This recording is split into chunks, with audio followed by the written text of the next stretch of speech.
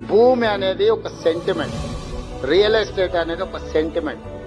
ఆ సెంటిమెంట్ మీరు ఎంత పాజిటివ్ గా ముందుకు తీసుకెళ్తే మీకు అంత ప్రయోజనం ఉంటుంది. అదే ₹1,00,000 ఎకరం అంటారు, ఒక 6 నెలలు అదే ₹1,00,00,000 అంటారు. ఆ ₹1,00,00,000 100 కోట్లకు కూడా పోయింది. కోకాపేటలో నేను కూడా ఒకప్పుడు రియల్ ఎస్టేట్ వ్యాపారం చేసిన 8 లక్షల నుంచి 12 లక్షలకు కొనుక్కున్న భూములు ఉన్నాయి. కానీ అదే కోకాపేటలో ఈ రోజు 100 కోట్లు, ఓ రోజు 14 కోట్లు అయింది, ఇప్పుడు 100 కోట్లు అయింది. తెలంగాణను ఒక సెంటిమెంట్ హబ్ గా, తెలంగాణను ఒక డెవలప్మెంట్ హబ్ గా, తెలంగాణ మీన్స్ బిజినెస్.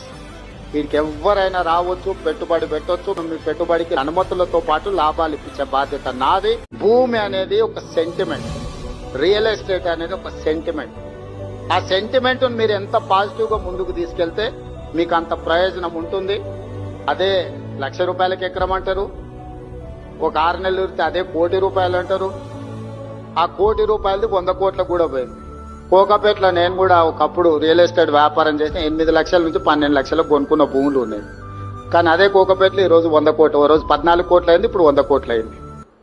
తెలంగాణను ఒక సెంటిమెంట్ హబ్ గా, తెలంగాణను ఒక డెవలప్మెంట్ హబ్ గా, తెలంగాణ మీన్స్ బిజినెస్. వీరికి ఎవరైనా రావచ్చు, పెట్టుబడి పెట్టవచ్చు. మీ పెట్టుబడికి అనుమతులతో పాటు లాభాలు ఇప్పించే బాధ్యత నాది.